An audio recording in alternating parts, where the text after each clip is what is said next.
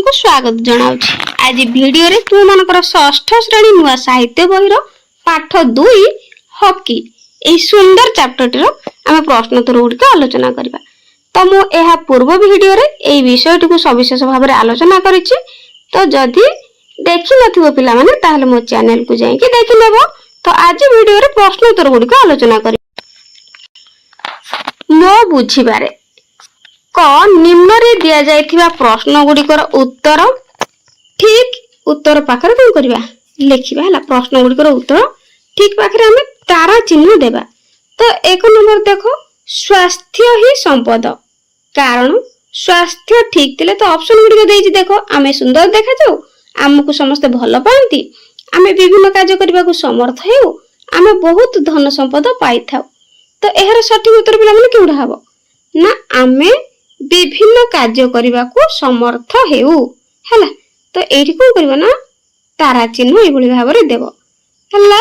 तापरे 2 नंबर लोक माने मेजर ध्यानचंद को हॉकी रो जादूगर बोली आख्या देथिले, कारण लोक माने ध्यानचंद को बहुत भल पाउथिले। तांको हॉकी बाड़ी अनन्य वैशिष्ट्य थिला। हॉकी रे से चमकप्रद खेल खेलुथिले, से भारतीय हॉकी दलर नेतृत्व नेथिले। तो एहर ठीक उत्तर हे जो एटा हॉकी रे से चमकप्रद खेल खेलुथिले। बुझि पालो। तो एभली भाबरे स्टार मार्क देबो।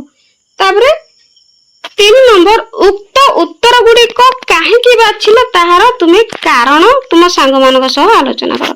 जो दुईटी उत्तर आमे बाछिले 1 नंबर 2 नंबर रे, तो ताहार कारण कोन कोन एहर उत्तर लेखिबा।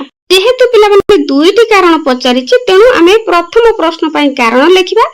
स्वास्थ्य भल न थिले मनुष्य कोनोसी काम ठीक भाबे करि पारे नाही, तेनु शारीरिक सामर्थ्य पई स्वास्थ्य सबुठारु जरूरी।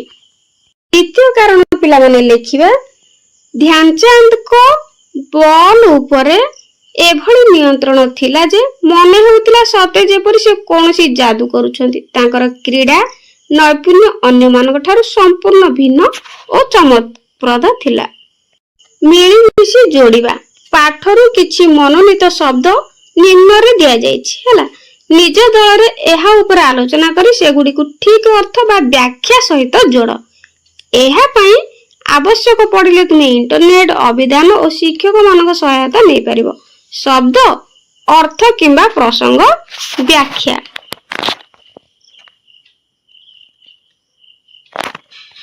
तो देखो पिला माने शब्द देइछि अर्थ किंबा प्रसंग व्याख्या देइछि। एक रे झांसी, तो झांसी सहित पिला माने कोडा जोड़िबा ना देखो एठी अछि झांसी कोन हबो ना हॉकी खेलाली ध्यानचंद को जन्म स्थान अटे हला। तापरे हॉकी स्टिक, तो हॉकी स्टिक हॉकी खेलाली हाथ रे धरी खेलुथिबा बाड़ी को बुझाए हला। तापरे टोकियो, टोकियो होची एहा एक शहर, एहा जापान रो राजधानी। व्यायाम हला, व्यायाम रे हम पिला माने कोडा करबा ना एटा नियमित शारीरिक अंग चालनार कौशल। माइकेल किंडो, तो एहा हेबो पिला माने ओडिसा रो जने हॉकी खेलाड़ी। से 1975 मसिया रे अनुष्ठित विश्व हॉकी प्रतियोगिता रे भाग नै भारत को विश्व विजयी करथिले एवं तांकर घर ओडिसा रो सुंदरगढ़ रे अवस्थित। बुझि परलो। तापरे 6 देखो ओलंपिक, तो ओलंपिक रे एहा अंतर्जातीय खेल अनुष्ठान। एहा प्रति 4 वर्ष रे थरे कोन होई थाए ना खेला जाई थाए। तो एई भली भाव रे कोन करिवो ना सब जांको जोड़िवो। बुझि परलो। तापरे आगु को जिबा वाक्य संपर्कित आलोचना। उक्त विषय रु मनोनीत किछि वाक्य निम्न रे दिया जाइछि। एहा को ध्यान रो सह पढ़ एवं एहा ऊपर चिंता कर। तुमे एहार अर्थ कोन बुझिलो दल रे आलोचना करी लेख। करे स्वास्थ्य आमर संपद हला। तो एहार कोन आमे उत्तर लेखिबा।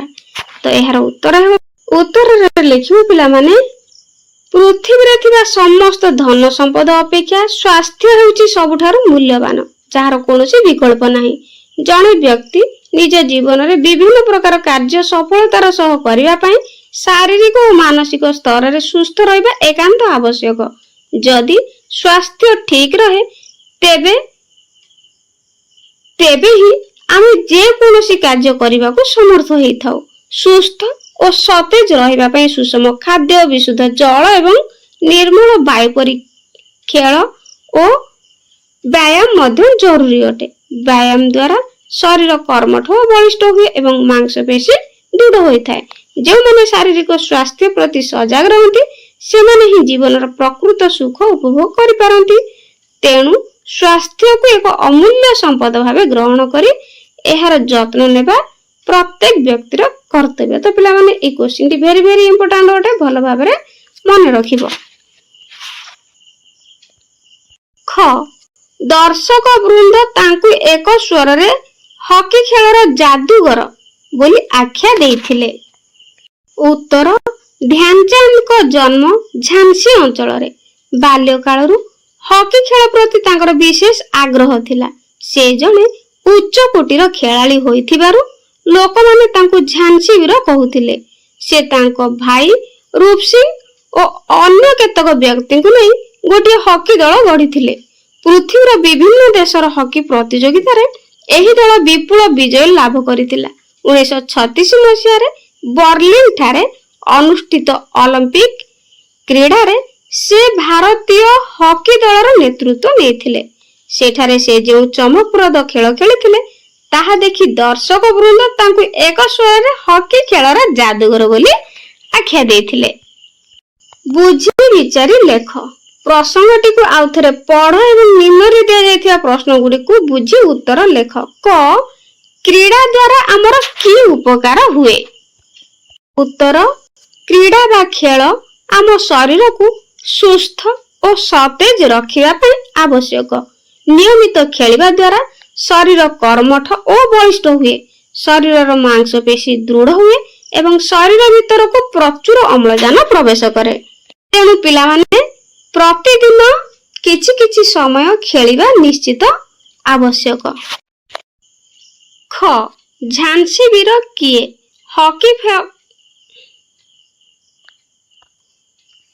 ଝାନ୍ସୀ ବୀର କିଏ? ହକି ଖେଳ ପ୍ରତି ତାଙ୍କର ଅବଦାନ ସମ୍ପର୍କରେ ଲେଖ। ଉତ୍ତର ବିଶିଷ୍ଟ ହକି ଖେଳାଳି ମେଜର ଧ୍ୟାନଚାନ୍ଦ ହେଉଛନ୍ତି ଝାନ୍ସୀ ବୀର। ହକି ପ୍ରତି ତାଙ୍କର ଅବଦାନ ଅତୁଳନୀୟ। ତାଙ୍କ ନେତୃତ୍ୱରେ ଭାରତୀୟ ହକି ଦଳ ବିଶ୍ୱର ବିଭିନ୍ନ ପ୍ରତିଯୋଗିତାରେ ବିଜୟ ଲାଭ କରି ସ୍ୱର୍ଣ୍ଣ ପଦକ ହାସଲ କରିଥିଲେ। ତାଙ୍କ ଯୋଗୁଁ ହିଁ ହକି ଭାରତର ମୁଖ୍ୟ ଖେଳରେ ପରିଣତ ହୋଇଛି ଏବଂ ସେ ଭାରତକୁ ବିଶ୍ୱ ହକିର ଗଡ଼ ଭାବେ ପରିଚିତ କରାଇଛନ୍ତି। ସ୍ମୃତି କଥାକୁ ଗଦ୍ୟରେ ଲେଖ। ଧ୍ୟାନଚାନ୍ଦଙ୍କ ଅସାଧାରଣ କ୍ରୀଡ଼ା ନୈପୁଣ୍ୟ ଦେଖି ଲୋକମାନେ ସନ୍ଦେହ କଲେ ଯେ ସେ କୁହୁକ ବାଡ଼ି ବ୍ୟବହାର କରୁଛନ୍ତି। ଉକ୍ତ ବାକ୍ୟଟିକୁ ପଢିଲେ ଏମିତି ଲାଗେ ଯେପରି ଲେଖକ ଧ୍ୟାନଚାନ୍ଦଙ୍କ ଅସାଧାରଣ ଦକ୍ଷତାକୁ ପାଠକଙ୍କ ସହ ପରିଚିତ କରାଇଛନ୍ତି। ତୁମେ ଯଦି ଧ୍ୟାନ ଦେବ ତେବେ ଏହି ପାଠରେ ଏପରି ଅନେକ ବିଶେଷ କଥା ତୁମ ନଜରକୁ ଆସିବ। ଏହି ପାଠକୁ ଆଉ ଥରେ ପଢ। କ ସାଙ୍ଗମାନଙ୍କ ସହ ଦଳରେ ବସି ଏହି ପ୍ରସଙ୍ଗରେ ଥିବା ବିଶେଷ କଥାକୁ ଆଲୋଚନା କରି ତାଲିକା ପ୍ରସ୍ତୁତ କର। ଖରେ ପ୍ରସ୍ତୁତ କରିଥିବା ତାଲିକାକୁ ଶ୍ରେଣୀରେ ଉପସ୍ଥାପନ କର। ତ ପିଲାମାନେ ଏଗୁଡିକ ତୁମେ ଆଲୋଚନା କରିବା ଶ୍ରେଣୀରେ। ତାପରେ ଯୋଡି ଶବ୍ଦ। କ ଆମ୍ଭେମାନେ ମନେ ରଖିବା ଯେ ଖେଳା ଖେଳି ଅତ୍ୟଧିକ ହାଲିଆ ହେବା ପର୍ଯ୍ୟନ୍ତ ଖେଳିବା ଉଚିତ ନୁହେଁ। ଏହି ବାକ୍ୟରେ ଖେଳା ଖେଳି ଗୋଟିଏ ଯୋଡି ଶବ୍ଦ ଯେଉଁଥିରେ ଗୋଟିଏ ଶବ୍ଦକୁ ଦୁଇଥର ବ୍ୟବହାର କରାଯାଇଛି। ଏହାକୁ ଯୁଗ୍ମ ଶବ୍ଦ ମଧ୍ୟ କୁହାଯାଏ। ତୁମେ ମାନେ ମଧ୍ୟ ଏହିପରି ଆଉ 5ଟି ଯୁଗ୍ମ ଶବ୍ଦ ଲେଖ। ତ ପିଲାମାନେ 5ଟି ଯୁଗ୍ମ ଶବ୍ଦ ଲେଖିବା, ଯେମିତି କି ନାଚି ନାଚି ହେଲା। ତାପରେ ହସି ହସି, ଦେଖ ଦୁଇଥର ବ୍ୟବହାର ହଉଛି ନା ନାଇଁ, ହସି ହସି। ତାପରେ କାନ୍ଦି କାନ୍ଦି ହେଲା। ତାପରେ ଗାଇ ଗାଇ। ତାପରେ ବସି ବସି ହେଲା। ଏଭଳି ଭାବରେ 5ଟି ଯୋଡା ଶବ୍ଦ ବା ଯୁଗ୍ମ ଶବ୍ଦ ଲେଖିବ। ଖ ହକି ଖେଳରେ ନିୟମ କାନୁନ ପ୍ରସ୍ତୁତ କରାଯାଏ।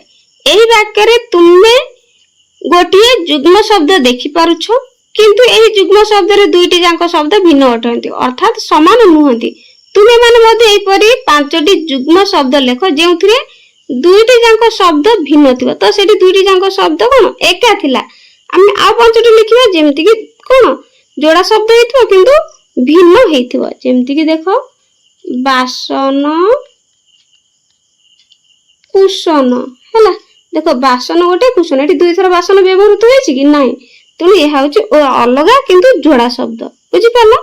तापरे धन संपद है, धन संपद लिखिपर। तापरे पाठ साठ आउरी मध्य लिखिपर खाद्य पेय है, आउरी मध्य लिखिपर कौन काम दाम। तो एगुड़िक सब कौन जोड़ा शब्द किंतु अलग अलग। तापर देखो ग टेबल टेनिस पुची प्रभृति खेल उभय घर भितर और बाहर खेला जाए। एही वाक्य गुड़िकर जो शब्द दुईटी तले गार दि जाइछि, देखो ये भितर और बाहर गार दि जाइछि ना नहीं, तो ताकू ध्यान सह पढ़। आम शब्द को मध्य एपरी लिखि परिबा जेपरी भितर बाहर। यह एक जोड़ीबा जुग्म शब्द।